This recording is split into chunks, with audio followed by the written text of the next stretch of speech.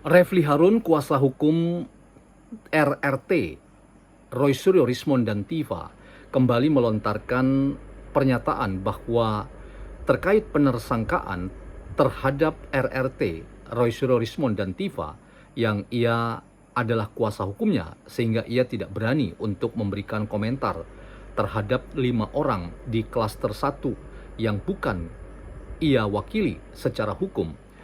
Ia melontarkan istilah pasal Sontoloyo, yang menurutnya pasal-pasal itu sengaja dipakai oleh para penegak hukum untuk menyasar RRT, dan ia bisa buktikan bahwa pasal Sontoloyo itu tidak benar, dan pasal Sontoloyo itu adalah bukti bahwa ada dalam tanda kutip rekayasa atau bahkan kriminalisasi yang dilakukan secara bersengaja oleh para penegak hukum untuk mengenakan pasal-pasal termasuk Undang-Undang ITE 3235 yang ancaman hukumnya adalah 8 hingga 12 tahun penjara. Namun teman-teman, dalam sebuah diskusi di Kompas TV, Arianto Sutadi, staf ahli Kapolri yang seringkali menolong kita untuk memberikan edukasi bagaimana cara membaca secara baik, bertanggung jawab, dan objektif terkait dengan isu di seputar ijazah Pak Jokowi. Ia membantah tidak ada pasal Sontoloyo. Semua yang diargumenkan dengan melawan penetapan tersangka oleh RRT itu sudah dianggap biasa.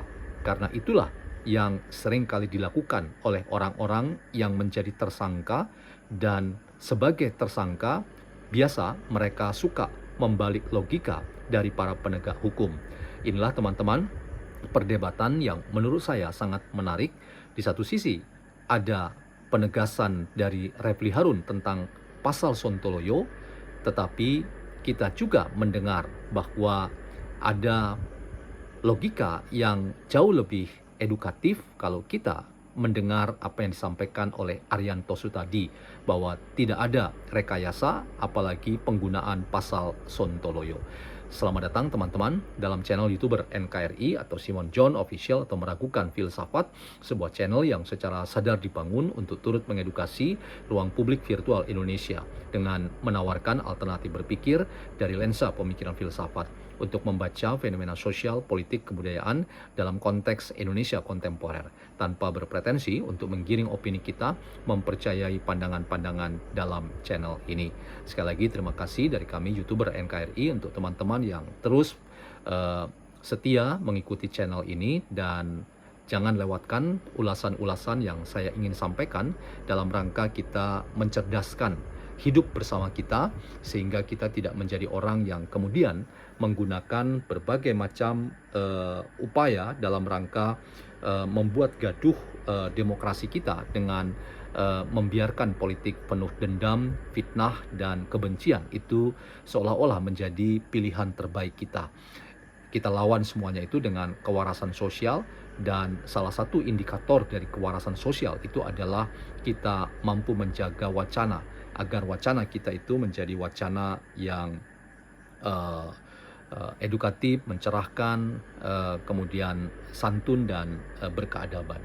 Nah teman-teman, kita akan lihat beberapa video yang saya ingin putarkan bagi kita supaya kita lebih paham tentang apa yang saya ingin jadikan titik tolak dalam rangka diskusi kita. Kita nonton video berikut. Saya ingin tanyakan ke Pak Arianto bahwa kubu dari Roy Suryo CS ini masih mempertanyakan. Roy Suryo ini masih mempertanyakan soal penetapan status tersangka mereka. Tanggapan Anda, Pak Arianto? Ya, itu tanggapan biasa, Pak. Jadi seorang tersangka itu selalu kalau dijadikan tersangka pasti nggak terima. Dia merasa bahwa haknya itu dilanggar. Itu sudah biasa itu, Pak. Tetapi yang namanya penetapan tersangka itu ya dari penyidik itu, dia hanya dasarnya kepada bukti awal. Bukti awal itu cukup nggak 2 gitu kan. Dan yang namanya alat bukti itu kan ada 4 itu ya. 1 dokumen, keterangan saksi, keterangan ahli, barang bukti, dokumen digital, kalau sekarang tambahnya gitu. Oke. Nah, sepanjang dia dapat 2 itu, ya otomatis dia bisa menemukan ada LP. Tapi kalau ada 2, Pak Arianto, maka dia langsung bilang, baik. Tapi ketika ada narasi yang menyebutkan bahwa Bung Roy Suryo ini sebelum jadi tersangka ini tidak pernah diperiksa sebagai saksi, tapi langsung diperiksa sebagai terlapor, itu bisa ditetapkan langsung sebagai tersangka? Bukan, kalau yang namanya Pak Roy sama 3 tersangka yang belakang itu sudah diperiksa dulu pertama kali, diundang dari klarifikasi juga itu sudah diperiksa. Sudah diperiksa sebagai saksi ya? Jadikan tersangka, iya. Sudah. Kemudian setelah jadi tersangka dalam tahap penyidikan pun sudah diperiksa lagi. Bahkan itu kan durasinya kan mulai dari April sampai kemarin itu. Betul begitu ya, Kemudian Bung Refli? itu, Gini, kalau saya ya, Tapi betul sudah pernah diperiksa begitu. sebagai saksi atau belum sebenarnya ini? jadi gini, saya tidak mau menjawab itu ya, karena yang konsentrasi saya adalah pasal-pasal yang dikenakan. Kalau itu kan tanyakan kepada yang kloter yang pertama. Artinya tidak bisa ditanyakan ke RRT? Bisa saja, tetapi saya merasa nggak punya hak untuk menjawabnya. Itulah. Yang punya hak untuk menjawab mereka, tetapi kalau ditanyakan kepada saya, apakah pasal-pasal yang dikenakan kepada mereka yang RRT itu 6 pasal tersebut memadai, sudah jelas, sudah tegas, saya mengatakan pasal-pasal tersebut nggak jelas. Oke. Bahkan saya mengatakan sontoloyo dalam beberapa kesempatan. Oke. Saya bisa tunjukkan sontoloyonya di mana. Nah, Oke. jadi ini kan kita berargumentasi, bukan kita bicara tentang soal klasik. Wah, kalau tersangka pasti ngomongnya begitu. Enggak begitu dong, Pak Arianto. Dengarkan dulu Iya dong. argumentasinya saya kan apa, boleh ya kan? dengan saya kan Pak. Nah, jadi argumentasi yang kita bangun apa? Makanya Anda tanya, kenapa 6 pasal itu kita anggap sontoloyo atau Oke. tidak memadai, tidak adequate untuk dikenakan kepada RRT. RRT sekali lagi ya, Oke, RRT ya. Oke, Ya. saya ingin tanyakan ke Bung Rifai bahwa 6 pasal yang kemudian disangkakan kepada RRT ini disebut sontoloyo. Tapi tahan dulu, kita akan kembali membahas terkait dengan polemik ijazah Jokowi usai jeda. Tetaplah di Ya teman-teman, saya berhenti di situ karena ada potongan iklan, tapi tidak ada masalah. Nanti kita akan balik lagi supaya kita mendapatkan gambaran lebih utuh tentang apa yang kita mau jadikan diskusi kita. Tapi poin tentang adanya pasal sontoloyo ini menurut saya teman-teman adalah sesuatu yang berlebihan ya, karena sontoloyo ini kan pelecehan atau bahkan ya bersengaja melemahkan proses penegakan hukum yang sudah berulang-ulang saya katakan dalam channel saya, bahkan juga sudah ditegaskan, dan saya kutip pernyataan Irjen Polisi Asep Kapolda Metro Jaya bahwa kepolisian tidak melakukan rekayasa, kepolisian tidak melakukan apa yang sering disebut oleh gerombolan RRT itu sebagai kriminalisasi ya, karena selalu saja memang siapa saja yang berada dalam posisi tersangka itu berada dalam posisi yang tidak baik-baik saja, sehingga mereka selalu berusaha ya mencari alasan, argumen untuk menunjukkan bahwa mereka ada dalam posisi yang tidak tepat kalau ditersangkakan. Nah, itulah yang dikatakan oleh kuasa hukum RRT sebagai sontoloyo. Jadi ada pasal-pasal sontoloyo, dan ia tadi sempat katakan bahwa ia punya dasar untuk mengatakan dan bisa menunjukkan ini pasal-pasal sontoloyo. Tetapi sempat tadi terdengar ya dari pernyataan Arianto Sutadi ya tidak tepat ya penggunaan istilah sontoloyo, karena itu merupakan istilah yang sarkastis dan berlebihan, sekaligus itu adalah istilah yang menurut saya sekali lagi itu istilah indikasi bahwa Refli Harun bagian dari kelompok Roy Suryo yang bersengaja melemahkan proses penegakan hukum dan menebar opini bahwa upaya untuk menegakkan hukum karena ada perbuatan melawan hukum ini kemudian bisa dikacaukan dengan adanya pasal sontoloyo. Jadi kata sontoloyo ini menurut saya ini adalah kata lain untuk menyebut bahwa kriminalisasi itu memang betul-betul dilakukan oleh kepolisian. Nah, inilah yang berulang-ulang ya di tengah semangat yang sama dari kita untuk melakukan apa yang saya katakan sebagai proses penegakan hukum, tetapi juga reformasi kepolisian yang dipimpin oleh Profesor Jimli Asidiki.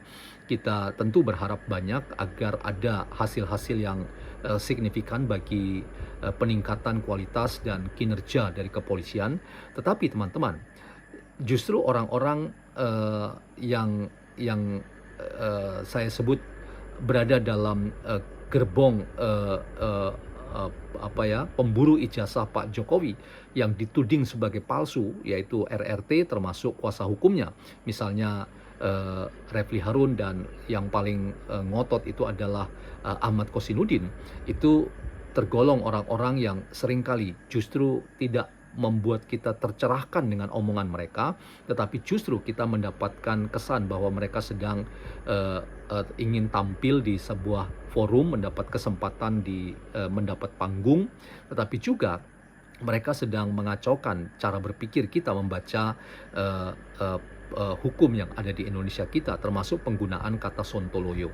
Jadi intinya teman-teman, kata sontoloyo itu tidak tepat, itu sangat kasar, dan itu sekaligus melemahkan penegakan hukum yang sedang dilakukan oleh kepolisian. Dan poin saya terkait dengan isu adanya pasal sontoloyo itu, saya ingin katakan kita tidak perlu percaya, kita tidak usah anggap itu penting pernyataan Refli Harun, karena pernyataan adanya pasal sontoloyo ini mengingatkan kita pada beberapa waktu yang lalu bahwa Refli Harun lah yang seringkali juga mengatakan ya logika sontoloyo, dan saya dalam channel saya sudah katakan melawan logika sontoloyo Refli Harun.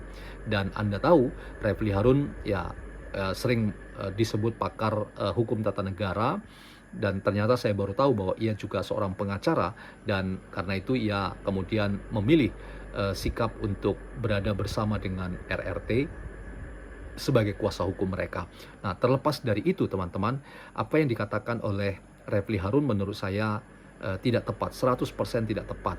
Ini kontraproduktif dengan semangat yang ada pada tim percepatan atau komisi percepatan reformasi kepolisian yang ingin menata kepolisian menjadi lebih baik, dan sekaligus ini mengingatkan kepada kita semua bahwa tidak ada logika sontoloyo, yang ada adalah mungkin Refli Harun yang sontoloyo. Nah, saya ingin mengakhiri diskusi kita, teman-teman nonton lagi pernyataan kuasa hukum Pak Jokowi, Rifai Kusumanegara, yang kita perlu untuk dengarkan bersama. Kami lanjutkan dialog terkait dengan polemik ijazah Jokowi. Saya ingin ke Bung Refli. Bung Refli, singkat saja, dari 6 pasal yang kemudian Anda pertanyakan dan disebut tidak bisa disangkakan kepada trio RRT, pasal mana yang paling tidak bisa dilekatkan? Pasal 32 dan pasal 35 Undang-Undang ITE 2008. Alasannya?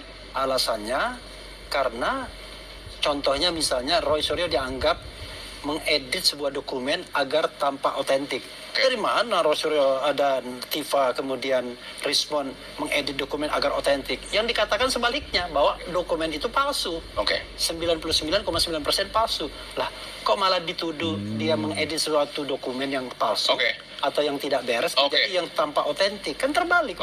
Saya ingin tanyakan saya ingin tanyakan ke Bung Rifai, ada 6 pasal yang paling utama adalah Roy Suryo disebut tidak mengedit ijazah Jokowi. Tanggapan Anda?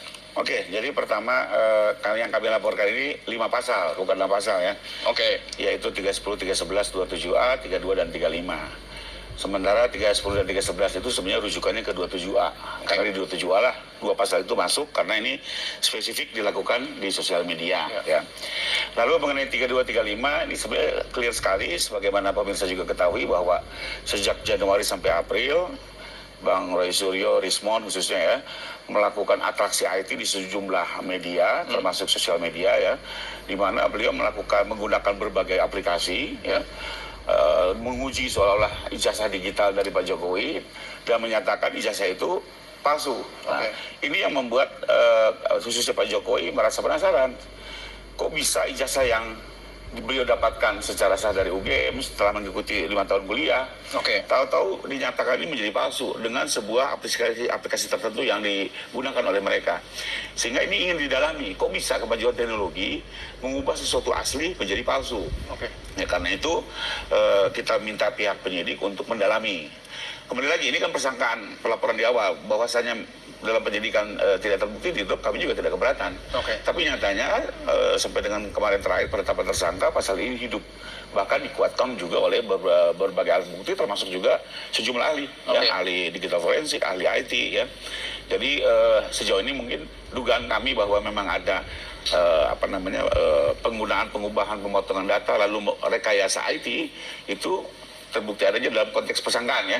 Kembali lagi ini masih persangkaan, nanti akan diuji di pengadilan, kami terbuka saja, silakan. Kemarin juga waktu digelar kami sampaikan kalau memang alat bukti yang kuat ya lanjutkan, kalau tidak alat bukti yang tidak kuat ya di drop saja pasalnya. Tapi rupanya dari kesimpulan penyidik mereka telah mendapatkan alat bukti yang cukup untuk tetap mencoba menguji pasal 32 dan 35 karena ini bahaya sekali, Mas. Ya teman-teman, saya potong di situ supaya kita lanjut diskusi kita. Nah, apa yang disampaikan oleh Rifai Kusumanegara sekali lagi ya membuat Refli Harun tertunduk lemas, dan saya ingin katakan mungkin perlu kita kasih judul ya dalam channel ini. Kali ini saya menulis judul Refli Harun tertunduk lemas, dialah sepertinya harus disebut sebagai Sontoloyo. Jadi tidak ada pasal Sontoloyo, yang ada adalah Refli Harun Sontoloyo. Salam waras, salam YouTuber NKRI.